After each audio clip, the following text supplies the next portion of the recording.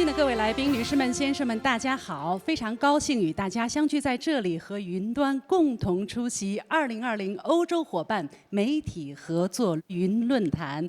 首先，我要代表主办方中国中央广播电视总台，向出席论坛的嘉宾表示最热烈的欢迎。 I'm Jonathan Betts alongside Liu Xin with CGT, and we are so glad you're with us today. Yes, let me introduce the theme of this forum, of course. Ladies and gentlemen, welcome to the European Media Partners Cooperation Online Forum 2020. We would like to extend our deepest appreciation for your continued support all along and for your being here, especially during this pandemic. We've invited you, our European counterparts, along with our Chinese colleagues, to discuss the responsibilities of the media, especially in light of the challenges posed by the pandemic. The theme of our forum today is Mutual Trust Dialogue for Win-Win Cooperation. Let's remind ourselves that this year is the 45th anniversary of the establishment of diplomatic relations between China and the European Union. During the recent China-Europe Leaders Summit, President Xi Jinping put 4 principles to further boost bilateral ties, namely peaceful coexistence, openness and cooperation, multilateralism and dialogue and consultation. I think they're fitting for media cooperation as well. Certainly in these days. We also want to extend a very warm welcome to all of you by the event's organizer, China Media Group. We are looking forward to working together, so let's get started. 让我们用热烈的掌声，有请中国中央广播电视总台台长兼总编辑盛海雄先生致辞。Ladies and gentlemen, please welcome Mr. Shen Haixiong, President and Editor-in-Chief of China Media Group.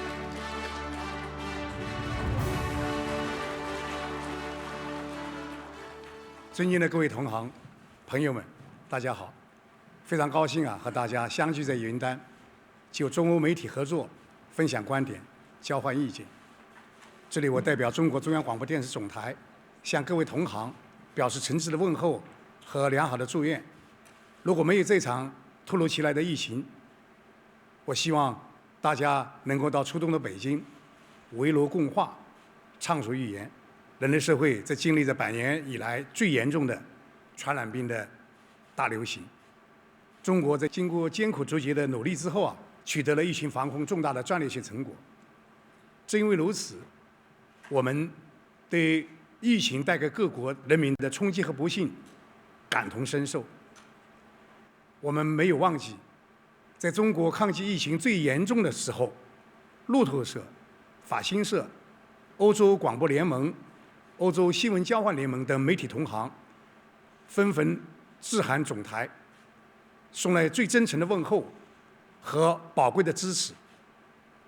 当疫情在欧洲地区蔓延的时候，我们也十分关心大家的安危。我也代表总台发函给各家媒体同行，介绍中国在疫情防控方面取得的点滴成绩和我们在宣传报道上的一系列的做法。 送去真诚的问候，宏愿传书，我们彼此的交流进一步增强了感情，凝聚了共识，深化了合作。很多同行都表示，疫情期间，可靠的新闻、权威的信息无比重要，更能反映媒体的社会责任，更能凸显我们双方 伙伴关系的价值和水平，对此我也十分认同。最近，我分别和西班牙、意大利驻华大使进行了会谈。我们都认为，媒体在增进互信、深化合作和推动共赢方面，可以发挥更大的作用，做出更大的贡献。这也是本次论坛所要传递的信息。在这里我愿意提出 3点建议：一是深化抗疫报道的合作。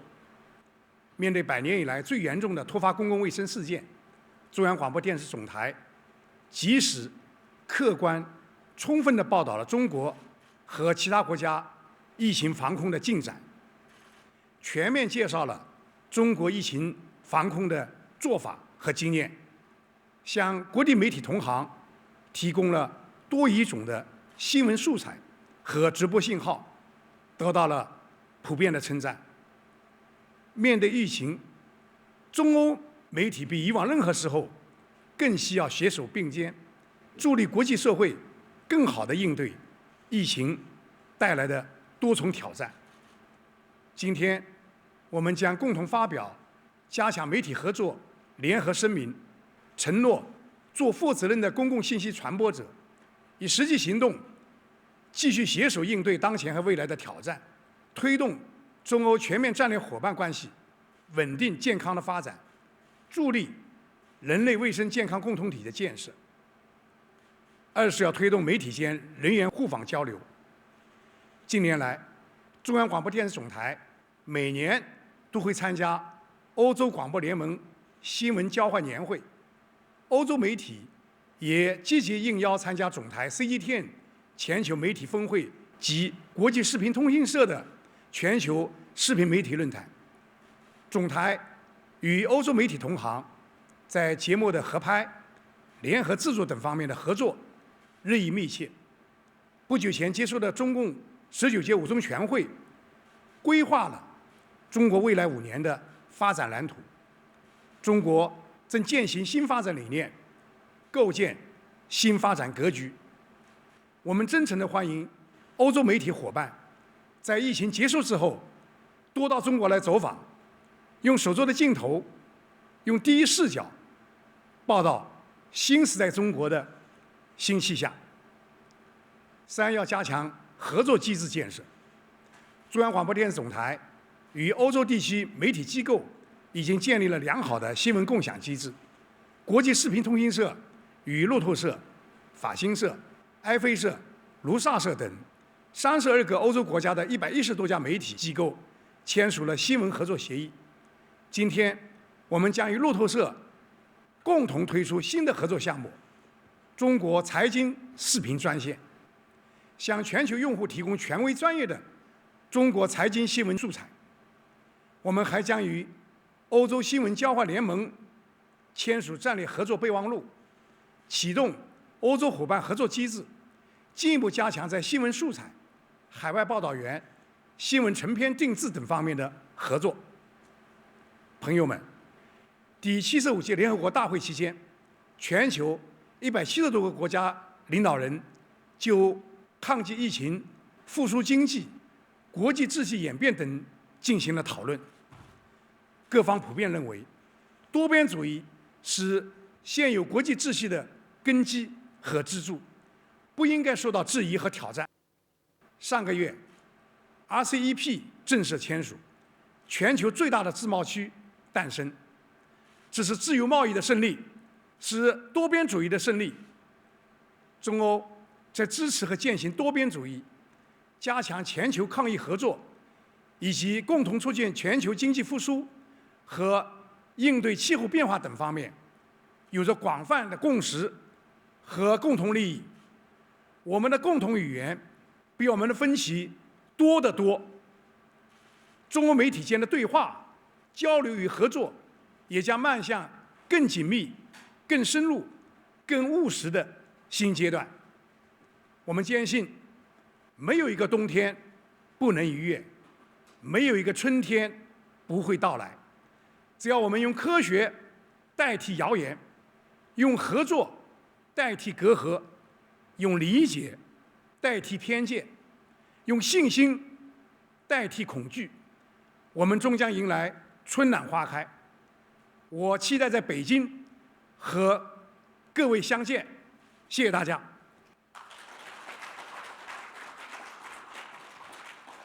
Thank you so much, Mr. Shin. Well, let's turn now to Reuters. It's been a long-time friend and partner of CMG. Its financial news plays a critical role in guiding entire industries. So next, let's welcome Mr. Michael Friedenberg, president of Reuters. Please welcome. Hello, everybody. My name is Michael Friedenberg, and I'm the president of Reuters. I'm delighted to be giving this virtual address and would like to thank CMG for the opportunity to speak today. I've been invited to talk about the role of media during and beyond the pandemic, and would like to share some observations on the current and future state of our industry. The world has changed dramatically since my last visit to China in 2019. Most critically, the global COVID-19 pandemic continues to shape our daily lives as the race for a vaccine continues on. In times like these, trusted news is more important than ever. Globally, news organizations have a responsibility to provide accurate information to help people make smart personal and professional decisions. At Reuters, we are delighted to have been able to supply CMG with trusted global news throughout the crisis, which we hope complements the output from CMG's own newsrooms. News organizations are feeling the impact just like other industries and businesses. In addition, there are other global changes we have to respond to. Geopolitical factors such as the rise of economic nationalism and the growth in e-commerce. Societal changes like the shift to mobile, the focus on sustainability, and the global equality movement. And technological changes embodied in the fundamental shift from a content to commerce and now cognitive-based web. These changes have converged with the pandemic to cause profound disruption in the media industry in a number of ways. Our business models are challenged as platforms dominate digital advertising and become the new gatekeepers of information. New technologies like AI change content creation, data gathering, and monetization. We're seeing further consolidation amongst media companies to achieve scale and efficiencies. We feel the threat of commoditization as the digital ecosystem blurs the lines between publishers and broadcasters, professional and individual, and UGC creators. And we all face what has been called a crisis of trust as misinformation proliferates, including false or misleading information about COVID-19. Our organizations have to adapt to these challenges if we are to thrive. So how should we do that? First, we have to build trust. As our editor-in-chief, Steve Adler, recently wrote, that in order to be trusted, we must be trustworthy. That means fair, independent, high-quality journalism, which is even more critical in times like these. We should double down on helping the world share reliable information by considering not just the creation and distribution of content, but also the verification of that very content. Next, we have to relentlessly innovate and reimagine our customer experience. This means investing in cutting-edge back-end technology, improving products based on customer experience and feedback, and controlling our distribution channels as much as possible. Put simply, investing in quality content and leveraging distribution channels, including the full range of digital subscriptions, audio, video, pictures, data, and events, will help media companies grow. Simultaneously, we should transform our business and find new ways to diversify. This includes embracing the potential opportunities of AI to strengthen journalism and build new revenue streams, building data journalism, and in the world of the cognitive web, seeing the trillions of machines as potential customers. Next, we must invest in our people. They are our greatest asset and should be nurtured and protected. Their safety is paramount, particularly when hostility towards journalists is all too common today. We should also make sure we have a diverse workforce that accurately represents the world we report on and create an inclusive culture. Our organization should be places where people do their best work by being provided the right environment, tools, and support. Finally, we must recognize the power of partnerships in this new media ecosystem. Of course, there will always be healthy competition within our industry, but we need to forge strong, long-lasting alliances that benefit us and our customers. This can take the form of collaborative journalism, industry coalitions, new commercial business opportunities, content sharing, or shared platforms. Our entire industry is facing the same challenges. We have an opportunity by coming together, work in strategic partnership of ensuring all boats rise with the tide. And we remain fully committed to providing you with fast, reliable, and trusted news from around the world. COVID-19 has profoundly disrupted our lives and businesses, but by working together, I believe we can come out of this pandemic and 2020 even stronger. I sincerely hope all our colleagues at CMG and news organizations from around the world remain safe and well. Thank you, and I look forward to a very bright 2021.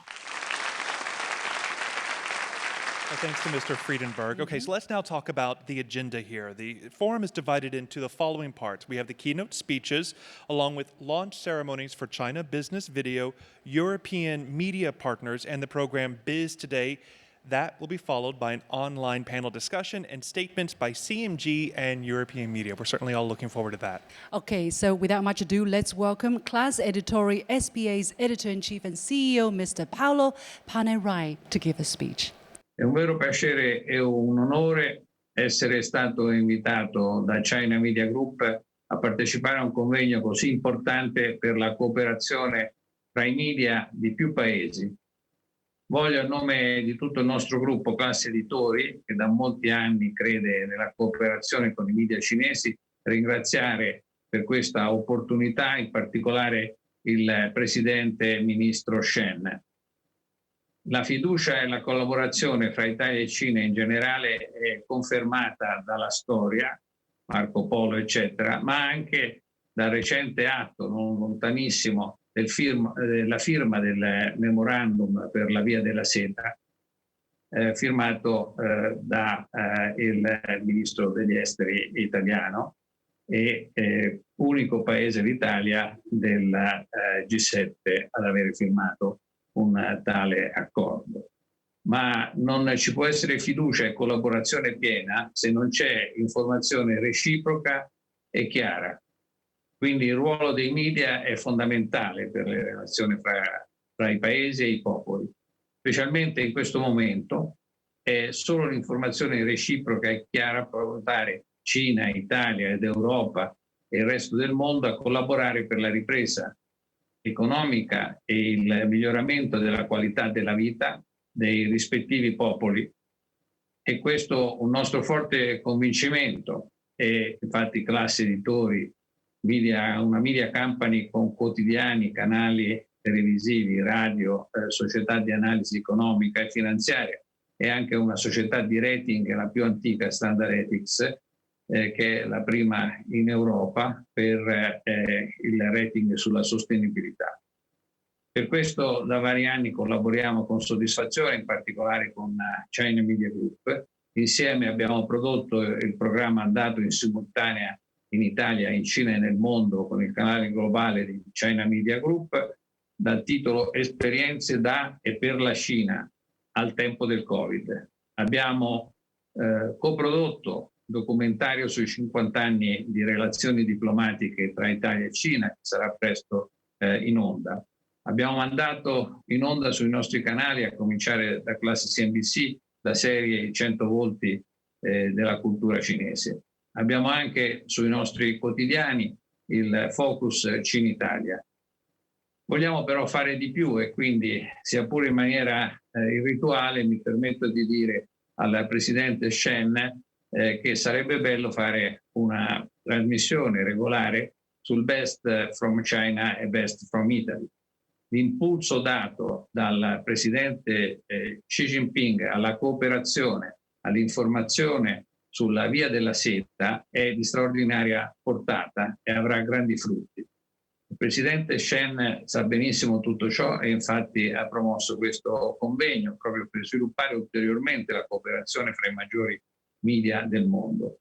Nella logica del multilateralismo, ciò è ancora più necessario che durante la globalizzazione.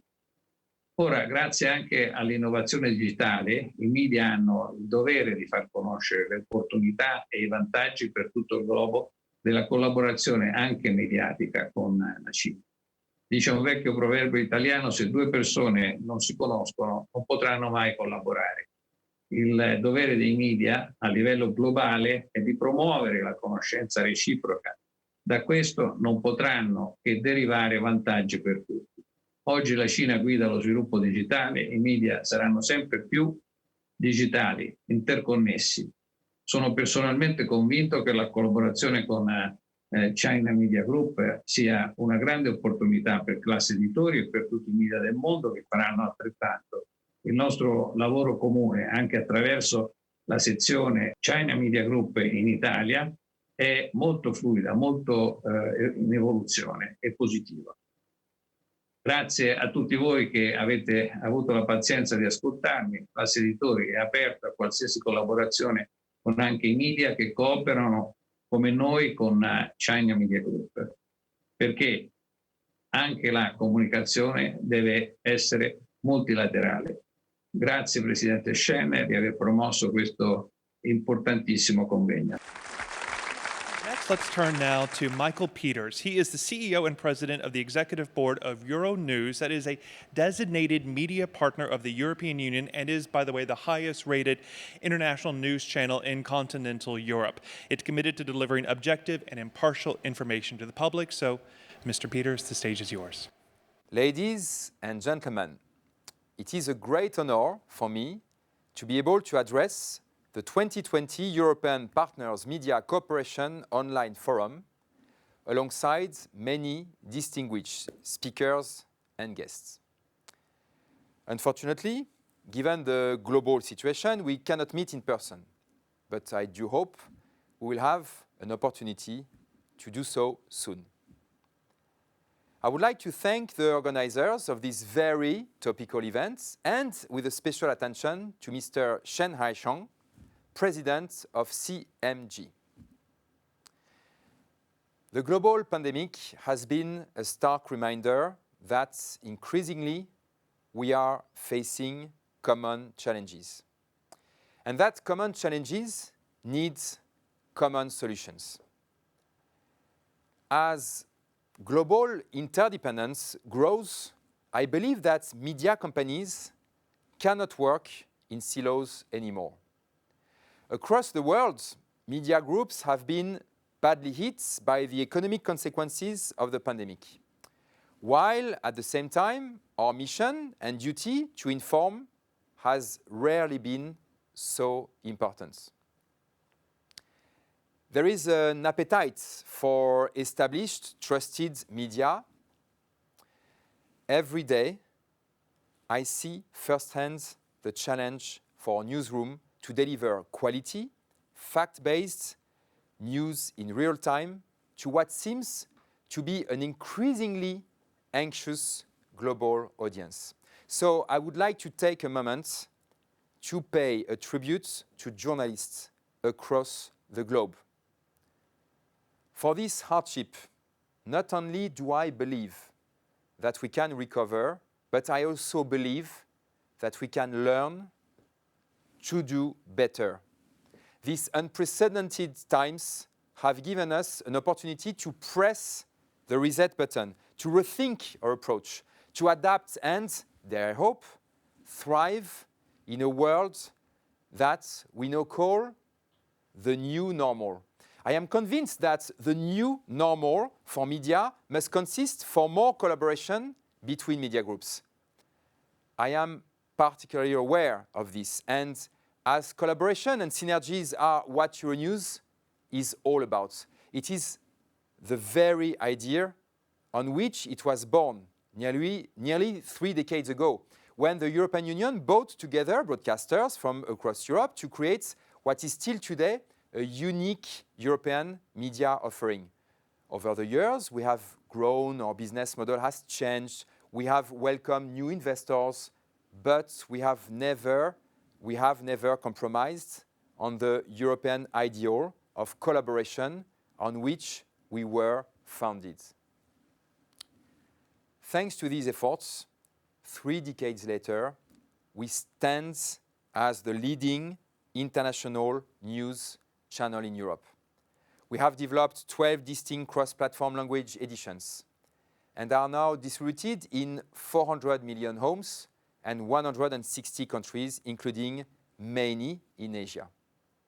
We have also gone the extra mile by creating, a few years ago, a Pan-African news channel, which broadcasts 24/7 in English and French across all the world continents. An offer which is unique today in the African media landscape. and we are gradually launching branded affiliates. In the last 2 years alone, we have created Euronews Albania, Euronews Serbia, and Euronews Georgia. Again, the latter were born out of solid partnerships with local media or telecom groups. Our fundamental mission to empower people to form their own opinion is at the heart of all our operations. And how do we achieve this? By fact-based journalism and presenting a diversity of viewpoints. This belief is so ingrained in our identity that we have made it our slogan, Euronews, all views. This is an extremely good principle on which, I believe, we can also forge alliances. Europe and China share common issues. As I said, but we also have different cultures with different traditions and ways of thinking. Citizens of the EU are eager to find out more about China, and I'm sure Chinese citizens are interested in knowing more about Europe. This is why I'm proud that Euronews has played a part and will continue in the near future to play a part in fostering a better understanding between our cultures. I am delighted that we will be doing this by 2 media groups coming together. 2 years ago, we worked with CGTN for the 2018 EU-China Tourism Year, where we exchanged programs on travel and culture over a period of 9 months. This year, as 2020 marks the 45th anniversary of the establishment of China-EU diplomatic ties, we will be working with CMG International Communication and Planning Bureau to produce content on China-EU trade and economic ties, including a focus on new trends in travel and tourism. Fostering a better mutual understanding of our cultures is always a good place to start building strong relationships.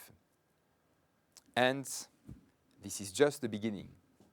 I look forward to deepening our collaboration with CMG and other media groups as we play our part in building a world where the new normal, hopefully with all our hearts, becomes the better normal. Many thanks to Mr. Peters and Euronews. We all look forward to better cooperation between the two sides. Now, next, we're going to enter the launch ceremony of the China Business Video, or CBV. Exciting indeed. Now, CCTV has a news video agency that's called CCTV Plus. So together with Reuters, they're jointly launching this financial news content, which is called China Business Video. So it will provide Reuters customers with financial news footages from China that's provided straight by China Media Group, so that there will be better information sharing and better media cooperation between the two sides. A critical partnership. So here is the official launch video of China Business Video. 中国中央广播电视总台国际视频通讯社与路透社正式开启中国财经视频专线，在这里您将获取总台最权威专业的中国财经信息。 CMG and CCTV Plus are important clients for Reuters, and our partnership continues to be a priority. This month, we started to distribute CCTV Plus China business videos on Reuters Connect. We started to distribute CCTV Plus China business videos on Reuters Connect.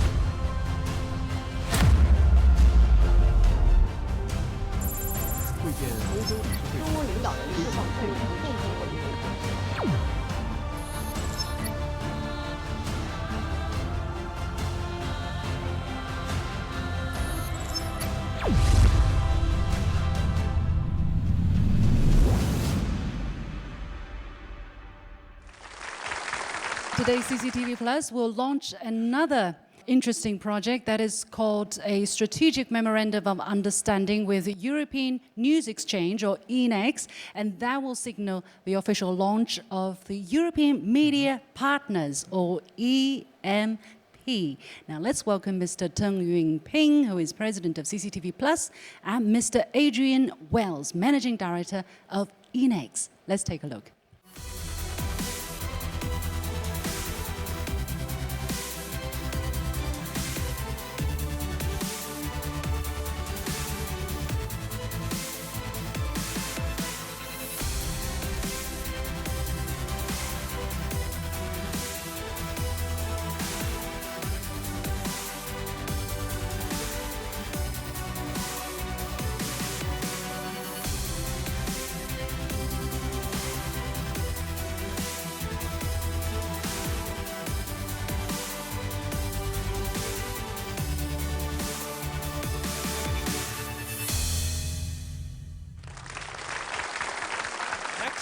The program Biz Today is being released to provide European media partners with tailored Chinese and European financial news that is jointly created by CMG, CCTV Plus, and ENEX.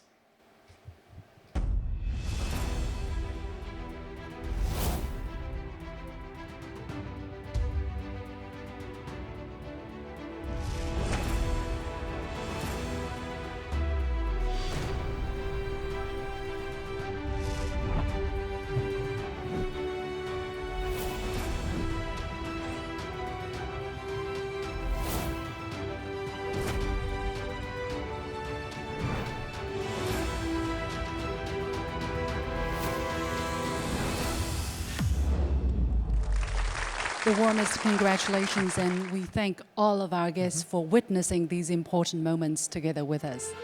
So during this pandemic, we have certainly all seen some profound changes, a lot of insecurity, instability, but as two major forces and markets in the world, strengthening cooperation between China and the European Union should inject more synergy into the international community to allow us to fight the virus and restore the economy.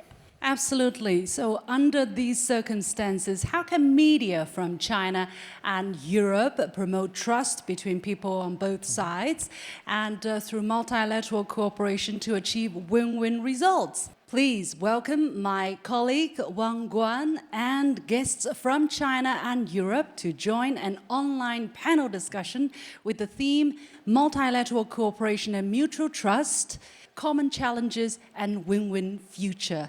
Wang Guan, the stage is yours. Thank you, Xin.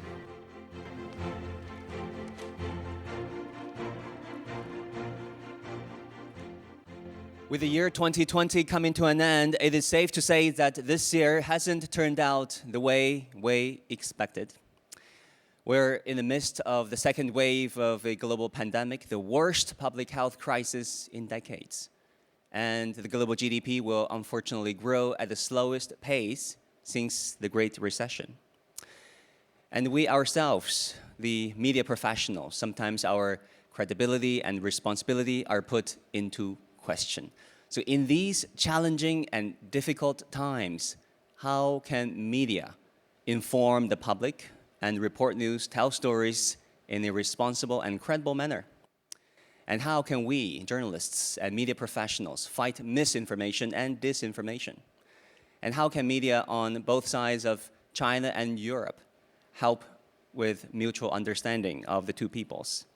Now, to discuss all these questions, who better to talk to than seasoned journalists and media professionals themselves? Let me introduce our guests for today. I'm very pleased to introduce to all of you Wang Lu, Deputy Director of the China Media Group's English Language Global Programming Center, and online by our European friends, Adrian Wells, Managing Director of European News Exchange, David Wingham, Head of News and TV at RTL Germany, Eric Kremer, Vice President of Distribution at France 24, and last but not least, Oscar Campillo, Director of Communications and Institutional Relations at Grupo Monsanto.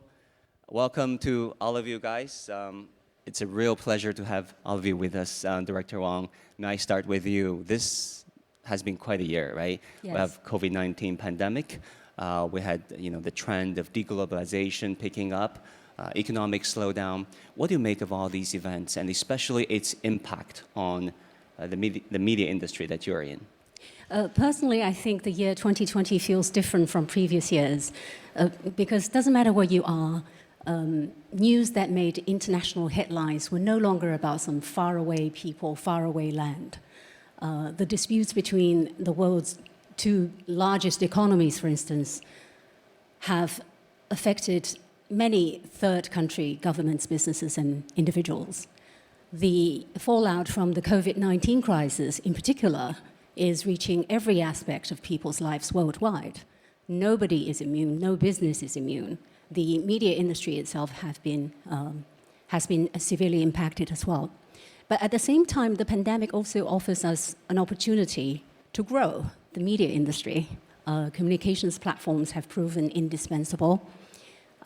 More than any other industry, we have kept human society functioning through the perilous times. Now, one of the most obvious trends is the growing dependence on digital media. Now, it's estimated that 60% of the world's population are online, and 2/3 of adult internet users in China told a media survey that they definitely spend way more time on social media than before during the crisis. But while providing direct access to an unprecedented amount of information and content, I think social media platforms at the same time may amplify questionable information. I'll give you an example. A report by the Australia Institute identified among tweets over 10 days, a mere 10 days, over 5,700 accounts that coordinated way more than 6,500 times to spread misinformation and disinformation about the coronavirus for either commercial or political purposes. And coordinated spreading of the China bioweapon conspiracy theory is estimated to have made more than 5 million impressions on Twitter users. So you see, while the demand for content has skyrocketed, the responsibility on our shoulders is even greater than ever. Consumer trust, according to an Edelman survey, grew significantly on traditional media. And I think in a post-pandemic era, we should do more to promote professionalism in information and communications. Sure. It is our mandate to bridge the gap of understanding, but unfortunately these days, it's not that we don't have enough information, there's too much of them, and sometimes with disinformation as well. David, if I can turn to you from Germany, what's your understanding of what's happening this year? What do you make of all these events for 2020, and especially its impact on the media industry? You know, talk to us from the vantage point of your organization. Of course, 2020 has been a very challenging year for every business worldwide, and so it has been for the media industry. First of all, I mean, to make sure that we can still work, that all our employees are healthy, that we have to make sure that they can work in a safe work environment, and on the other hand, to make sure that we get our message across, that we can provide our users and our viewers with true information, and that we make sure that online disinformation doesn't get the point like we just heard. So it's very important for us to make sure that we as a trustworthy news organization are around, and that we make sure that online disinformation doesn't get the overhand. So of course it has been a challenging year for us, but it also regained a lot of trust with our viewers, because they know that when they come to us, that they get what they need. They need information, and they don't need anybody who's just trying to gain momentum. Right, Adrian, what do you think? Yeah, I think that's absolutely right.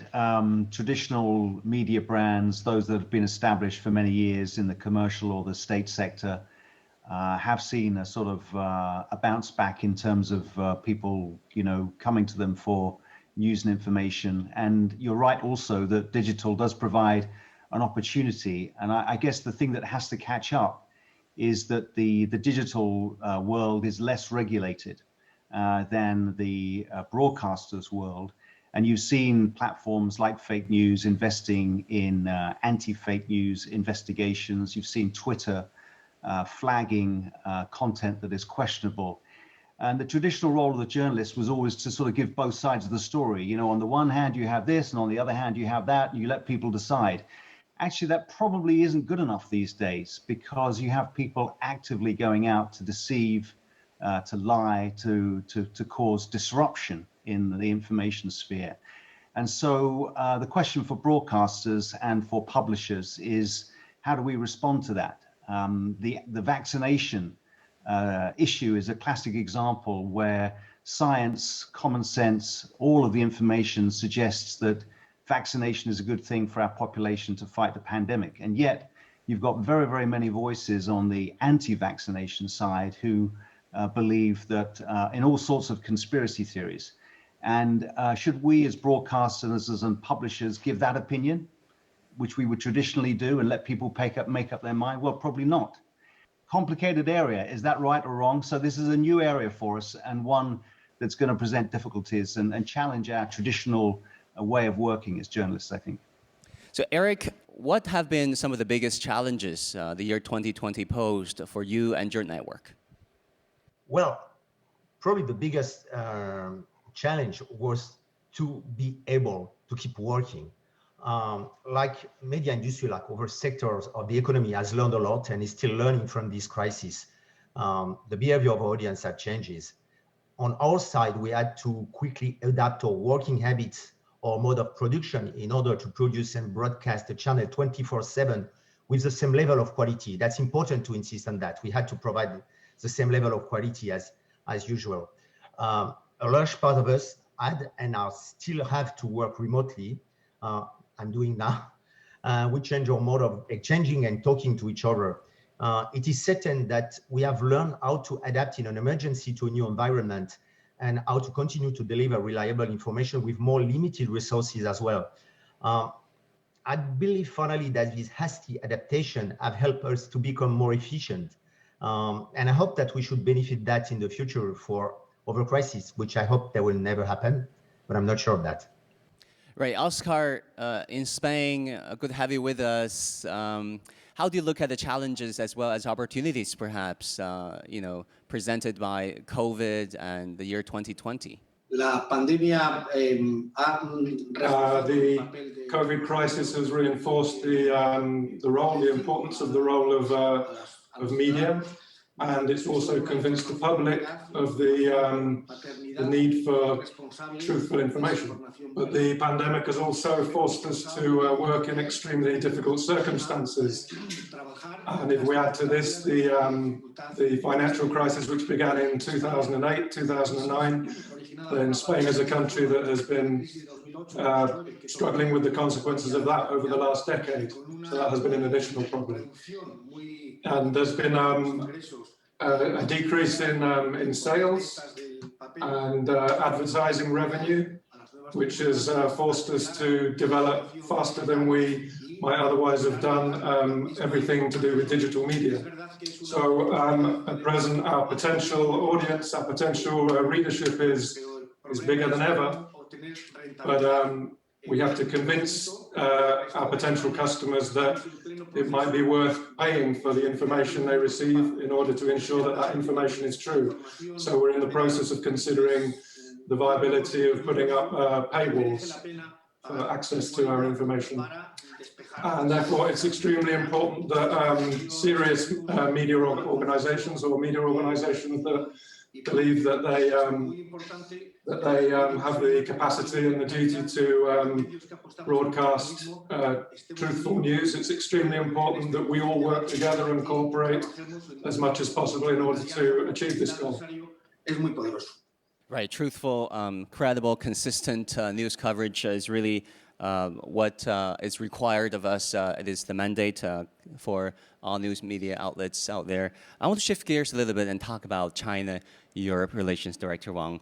I've talked to so many experts about the future of globalization. They told me they're worried, even if COVID is gone and there is a Biden administration in the US, globalization will not be the same or the one as we know it. So how do you see the future of globalization, and especially the role China and the European Union can play in this process? And what can we, media professionals, do to contribute to this process? Almost all European policymakers see multilateral cooperation as essential to their interests. And I would like to say this is the same for China.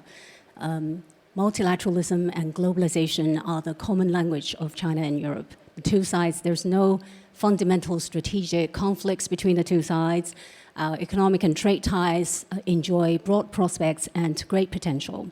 We always believe that cooperation between China and Europe far outweighs competition. There's so many areas of common concern, climate change, economic recovery, green development, digital economy, medicine, public health, the list goes on. I think through cooperation, China and Europe can lead a new round of globalization and provide a lot of global public goods for the benefit of the world. Now, against all of that background, I think media plays an indispensable role in transmitting accurate information timely, eliminating misunderstandings, shaping public opinion, and promoting people-to-people exchanges. We definitely should focus more on building consensus rather than amplifying our ideological and political differences. We need to be able to prove ourselves capable of forging partnerships and traveling far together, despite our differences.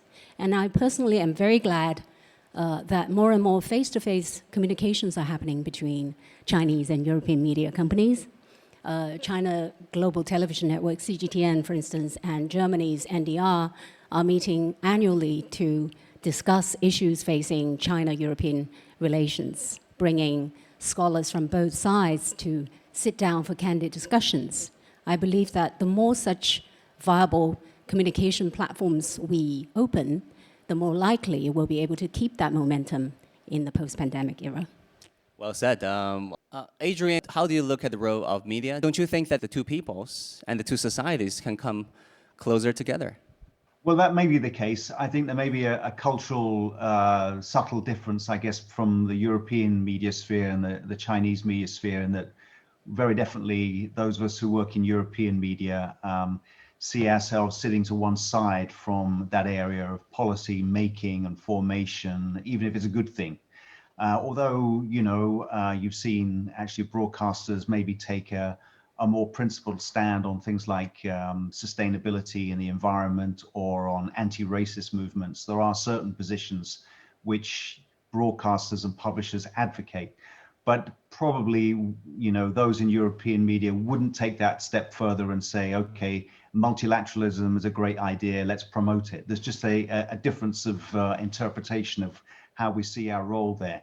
But having said that, of course, I think it's very important that we have exchange, we have cooperation, that we're able to travel to each other's countries. I mean, actually, that's very difficult at the moment. Very difficult for a journalist to sort of do a filming trip to China, and vice versa at the moment. Something as basic and as fundamental as that is a problem right now. So I think obviously we have a change of leadership in the United States. We have an American president who is going to be more invested in multinational relationships, and you have explained that China is committed to multilateral relationships. So I think we'll see the media responding to that, and the meetings that perhaps haven't been so important, G7, G20, ASEAN summits, all of these meetings that perhaps have had less importance now over the last 4 years, perhaps we'll see those meetings becoming even more important, and media will follow those meetings perhaps a bit more carefully than we have done in the last 4 years. Eric and France, how do you look at the role, the cooperation between China and Europe in reshaping and hopefully rebuilding multilateralism? Well, I would answer like David. I think our role is not to be involved directly into the development of bilateral relations. We are a news channel, so we focus on our mission, and we believe that our role as France Media Monde is limited to providing our audience around the world with free, independent, honest, balanced information produced by professionals. That's our mission, But doing this, we are deeply convinced that the practice of debating ideas, that freedom of speech and the values of democracy supported by France, but not only France, help to improve mutual understanding. And so that can help the bilateral relations as well. Adrian, you run a very large news agency that produces content about China. Do you think the European media have been covering China in a fair and objective manner? And do you think, of course, the Chinese media have covered Europe in a fair and objective manner? And if not, where is room to grow coming forward? That's a big question. And lots of different angles to it. I think, with that question, the answer is yes and no. For sure, there are in European or Western media, definitely falls into the trap sometimes of portraying China in a sort of stereotypical way, as Director Wong was talking about, and not seeing the subtleties, not seeing the sophistication, maybe seeing a false picture at times.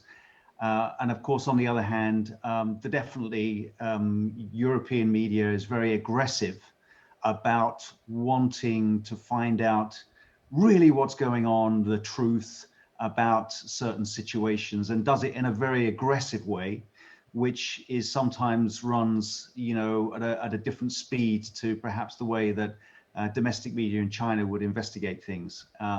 So, you have controversial subjects about the origin of the virus and the timing of the origin of the virus, and these sorts of areas that are definitely controversial and difficult for each side to understand.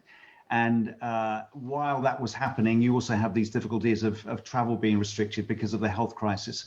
So on the whole, has European media done a reasonable job? Well, I think it's done a reasonable job, but of course there have been errors. I mean, one thing that I think has been underplayed in the West is the very effective mechanisms within China and the rest of, or many Southeast Asian countries, of combating the virus. I think we've probably, in European media, underplayed that, or we haven't seen enough of the detail of how countries like China or South Korea, for example, have tackled the virus to the effect now where you don't have it anymore. And of course, we see numbers going up and up and up in Europe. And what we haven't done well enough, in my view, is to examine exactly how has that been made possible. And could that model have been applied in a European context, and would that have been acceptable to European populations? So that is something I think has been underplayed, underreported, not investigated enough. And whether that's just a product of the fact that we can't move around and do those kind of reports, I'm not sure. But those are the sorts of areas where reporting, could focus and perhaps will focus as we see vaccine rollout develop as a big story. Right. Eric, how do you see the importance of European news in general and your network, France 24 in particular, in shaping public perception? To what extent have your network, you think, contributed to mutual understanding of the two sides? Well, I think it is important to say that France Media Monde is an international news media group. International is part of our DNA. There are more than 60 nationalities being represented in the company. I think it makes that the cultural and linguistic diversity within our editorial staff, and not only the editorial staff, makes possible to help mutual understanding, to foster dialogue, to build bridges between people. We have a Chinese newsroom, for radio RFI.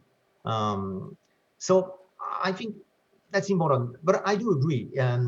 But in order to promote mutual trust, it is necessary to foster dialogue and provide the key to understanding a world that is constantly moving. To achieve this, a win-win relationship involves, in my view, among other things, reciprocity in access to media of each of us. Just let me give you an example. There are about 50 Chinese TV channels freely available in France through pay TV operators or satellite free-to-air. The situation is similar to all European countries. All channels, just France 24, whether in English or in French, is still not allowed in China.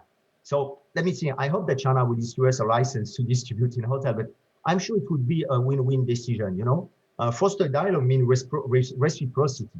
I think so. It's key of mutual understanding and trust. Yeah, I appreciate your candor. Oscar, in Spain, what do you think? How have your organization, your media group, contributed to understanding of the two sides? Well, our response has been the same as it always has. We have newspapers all over the country that have been going for over 100 years. So we've been informing the Spanish public for centuries now. And how have we been doing that? Well, truthful information and putting an emphasis on quality. And in the context of international relations, and specifically relations between Europe and China, as one of the guests mentioned earlier, it's extremely important to eliminate stereotypes. And this is something we take very seriously, and that's, again, part of delivering truthful information. Unfortunately, that task is currently much more difficult than it used to be, because there are large business conglomerates and even governments that seem determined to broadcast and publish fake news. So the way we try to combat that is by reinforcing the values that we've always held dear to us, and by again by cooperating with our trusted partners. It's the only way forward. All right, another issue I want to get to is really the fact that the line between news, journalism, and entertainment is blurring, Director Wang. You know, when I was in the United States, I can tell you that the most popular shows are always the nightly news talk shows. Are you worried that journalism is degrading from, you know, a serious news business, journalism business, into entertainment? Well, to entertain is actually on the list of purposes for many media organizations, especially for society during lockdown. Entertainment plays a crucial role, is key to keeping spirits up. But I think we need to be aware that we need to be careful not to let ourselves become so addicted that entertainment value becomes the most important criterion for measuring the value of all contents. News should be treated as news by generators, distributors, and consumers. I think the blurring line between news and entertainment is becoming an issue for society in China and probably elsewhere as well, particularly for the younger audiences and some inexperienced digital editors as well, who oftentimes would mistake the popularity of an article, of a story, for credibility or accuracy or importance. For the younger generation, news dissemination and consumption is happening largely, like it or not, via social media platforms, which are yet to be effectively regulated. Measures are being taken by WeChat, YouTube, Facebook, etc., to identify hoax and misinformation. But I have to say, not much is being done. Not much is being done to help us distinguish professional news reporting from light entertainment, if we can put it that way. Yeah, definitely a challenge over there. David, how do you look at the challenges presented by the blurring of lines between journalism and entertainment? What do you think? It definitely is a challenge, and so I think we have to draw a very clear line between entertainment and information. Our main challenge and our main task is to inform our viewers, to inform our readers.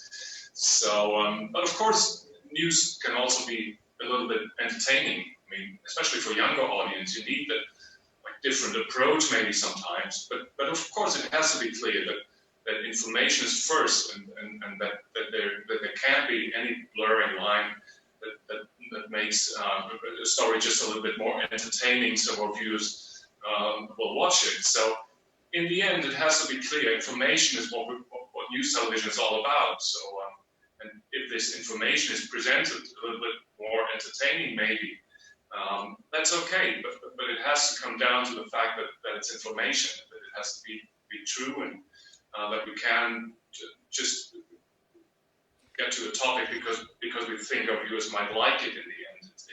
It's not what is important to us. Of course, it's important what our viewers think, but it shouldn't be the decision-making thing for our editors in the newsroom to decide to put on a piece just because they might think that the ratings will go up because of it. Yeah, I think that we can definitely agree on. We need to say no to sensationalism. That is one thing many of us can agree on. I want to thank all of our guests for today's fascinating discussion. We may not agree on everything, but it's very important that we keep talking like we do right now. Hopefully, I will see many of you soon, this time in person, when COVID is over. Until then, be safe, take care.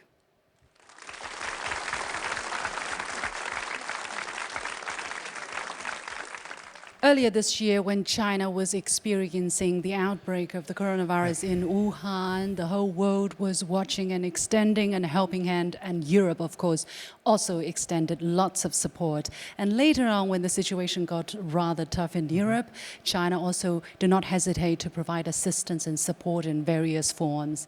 Indeed, and so to convey the significance of media cooperation between China and Europe and the long-term friendship between the two sides, they've issued a statement on strengthening media cooperation, so take a look. The statement comprises of 3 parts. Firstly, to become responsible disseminators of public information and help the international community gather synergy. Secondly, to promote development of strategic dialogues and communications between media partners on both sides. And finally, to propose the establishment of a China-Europe Media Partnership Forum. 我支持中欧媒体互信对话、合作共赢。 In the face of the global public health challenge, we believe the media has an invaluable and key role in distributing scientifically proven information and knowledge, sharing experiences, and clarifying fallacies. We should be responsible disseminators of information in the public interest. Hello and greetings to all of you from us here in Geneva, Switzerland. Eurovision Services, a subsidiary of Europe's largest alliance of public service broadcasters, of course known as the EBU. We're able to look back at around 70 years of cooperation in the broadcast sector, and we are deeply proud of our role of helping to unite broadcasters across the decades. The strength of our organisation has allowed us to develop excellent relationships with the world's major live event organisers who use Eurovision services to deliver their signals across the globe to broadcasters. This triple win model, where broadcaster, live event organiser and Eurovision Services as a broadcast partner unite and benefit together, has been the cornerstone of our success over the years. We pride ourselves on the quality of the services we deliver. But we also know that because of our unique place in this market space, that we also have to be accountable. Accountability means transparency and, of course, continued cooperation with all of our partners. That cooperation, I think, is more important today than it has ever been. And so, I encourage us all to take this opportunity for increased communication and cooperation in this, the China-Europe Media Forum. Thank you. ENEX is built on the concept of cooperation between media companies, and cooperation is needed now more than ever. We all face huge challenges to report on this extraordinary and destructive pandemic. But we believe that working together, our media companies can play a vital role in reporting the facts and informing our audiences with the best information. Now, with travel restrictions, collaboration is vital, especially between Europe and China. ENEX always stands ready to cooperate.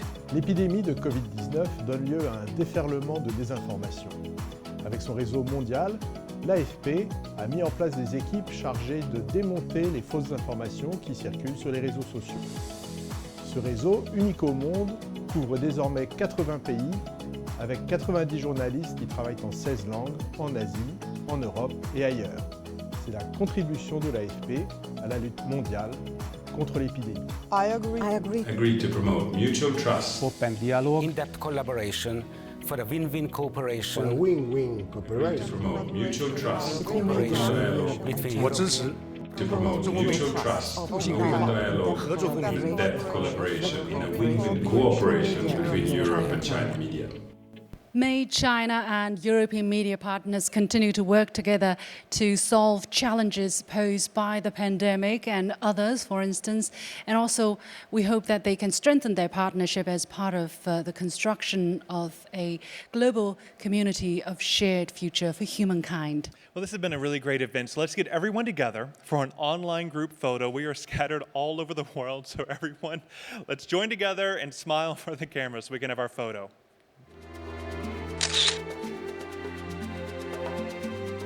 2020欧洲伙伴媒体合作云论坛到此就告一段落了，非常感谢各位的参与，我们期待明年我们能够面对面的重逢。That is going to do it for us today. Thank you so much for your time, and we will see you next time. Thank you very much.